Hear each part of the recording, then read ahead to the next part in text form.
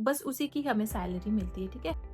Hey everyone, Namaste and welcome back to my channel. I'm Anjali, currently working as a cabin crew with Air India. और आज की video का topic होने वाला है salary of a cabin crew. I know सबका favourite question रहता है guys, including my self also, क्योंकि यू नो जब मैंने एविएशन ज्वाइन नहीं किया था तो मुझे भी यही था कि सैलरी कितनी मिलती है, क्योंकि लोग बोलते हैं कि एविएशन में सैलरी बहुत ज़्यादा होती है। तो सबका सुन के ना ऐसा लगता था कि यार हाँ पहले मुझे भी जाननी है। But when I got the opportunity to fly to join aviation, तो मैंने किसी से ना सैलरी वैलरी इतना पूछा नहीं, क्योंकि यार उस टाइम पे था ही नहीं कोई इतना टच में कि बता भी सके कि कितना है क्या नहीं है। बट हाँ, वही गूगल वगैरह करके यूट्यूब वगैरह पे देख के थोड़ा थोड़ा तो इधर उधर आइडिया हो ही गया था। तो आप लोगों को इतनी ज़्यादा प्रॉब्लम ना हो जितनी मुझे हुई थी टू नो कि इंडिया में बेसिकली सैलरी कितनी मिलती है क्रू को, तो उसी टॉपिक में हम आज वीडियो बना रहे हैं, salary of a cabin crew in India, right. तो देखो, मैं आपको ना एग्जैक्ट अपनी सैलरी नहीं बता सकती कि मुझे एयर इंडिया कितना पे कर रहा है, क्योंकि हमारे कॉन्ट्रैक्ट में है ये चीज़ कि हम डिस्क्लोज नहीं कर सकते, हम बता नहीं सकते हैं। हाउएवर मैं आपको अपना प्रीवियस एयरलाइंस का बता दूंगी, ठीक है। मैंने एग्जैक्ट जो मेरा कॉन्ट्रैक्ट था मैंने वो भी निकाल के रखा हुआ है, ताकि मैं एकदम क्लियर आप लोगों को बता सकूं। तो बिना किसी देरी के हम शुरू करते हैं। तो जो हमारा सैलरी है, ठीक है, देखो जैसे ऑफिसेज हम जाते हैं उसमें सैलरी होती है एकदम फिक्स्ड, है ना। लाइक कॉर्पोरेट में अलग होती है, डॉक्टर्स की अलग होती है, पुलिस की अलग होती है, जो कि फिक्स्ड होती है ना। फिक्स्ड एज एन कंपनी उनको फिक्स दे, जैसे 40,000 हो गए, 50,000 हो गए, जो भी है उनकी फिक्स्ड रहती है।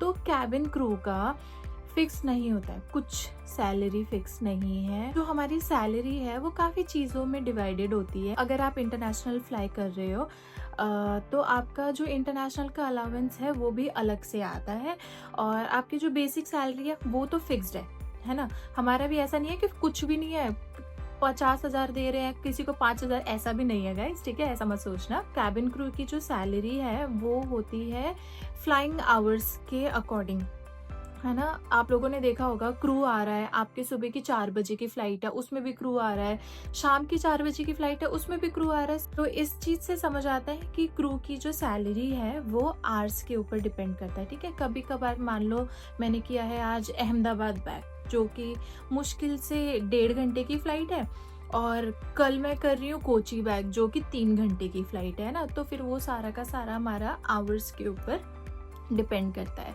अब आवर्स हमारे कैसे कैलकुलेट होते हैं, chocks on to chocks off, बस उसी की हमें सैलरी मिलती है, ठीक है। तो हमारी जो सैलरी है वो हो गया बेसिक, अदर अलाउंसेस हो गए, और फिर आपका इंटरनेशनल अलाउंस भी अलग से आता है गाइस।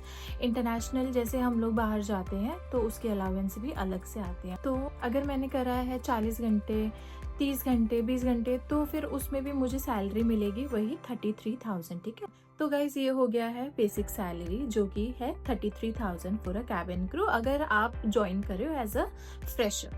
अब ऐसा लग रहा होगा ना यार 33,000 बहुत कम है, बहुत कम है। नहीं गाइज, ऐसा नहीं है, 33,000 कम नहीं है।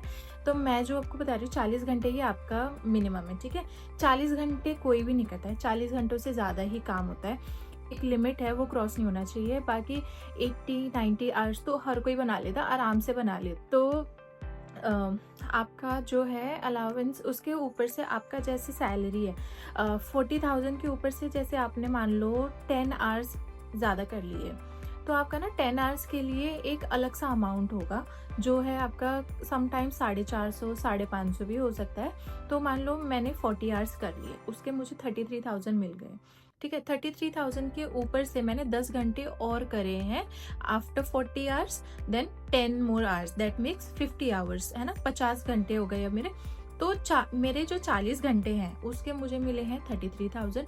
अब जो मेरा बाकी का 10 घंटे है उसको मैं मल्टीप्लाई करूंगी 450 रुपीज से, तो वो 450 रुपीज जो भी मैं कैलकुलेट कर रही हूँ उसको मैं प्लस कर दूंगी इन्हीं 33,000 में। तो फिर वो मेरा इसमें इंक्लूड हो जाएगा। मान लो 10,000 रुपये और एक्स्ट्रा हो गया, तो मेरा ये 33 से 43 हो गया। नाउ अब अगर मैं 50 आवर्स क्रॉस करके 60 कर रही हूँ तो फिर उसका भी एक अलग से अमाउंट है। तो मतलब एवरी 10 आवर्स जो भी आपका इंक्रीज होता जाता है उसमें आपके अलाउंस जो है वो अलग अलग होते जाते हैं, जैसे हम बोलते हैं फ्लाइंग अलाउंस।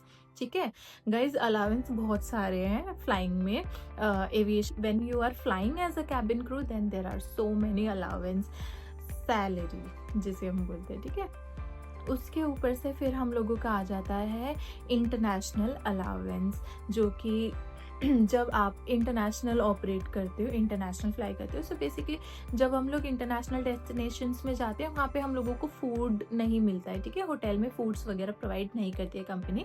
तो कंपनी ने एक सर्टेन अमाउंट रख रखा है for you to spend for your basic needs, like आपको खाना है, शॉपिंग करना है। तो इंडिया में जो हमारी सैलरी है एट द एंड ये हो गया आपका बेसिक, आपका फ्लाइंग अलाउंस आ जाता है और फिर आपका इंटरनेशनल जो भी अलाउंस है वो आ जाता है। ठीक है, आई होप कि मैंने काफ़ी चीज़ें आपकी क्लियर कर दी हूँ। Salary of a cabin crew जो कि सबका फेवरेट है क्वेश्चन, इंक्लूडिंग मी, मेरा भी बहुत था। अगर आपको ऐसा लग रहा है कि कुछ चीज़ें मिस हुई है तो प्लीज़ डू कमेंट बिलो, मुझे बताना, so that I will try my best to make another video और अ शॉर्ट्स। वीडियो नहीं बना पाई तो मैं शॉर्ट्स बना के डाल दूंगी, but I will try my best to clarify all your doubts. Please like on this video, subscribe to my channel, comment below and do let me know कि what else you want me to make a video about on my next video। तब तक के लिए नमस्ते, see you, Tata, bye bye।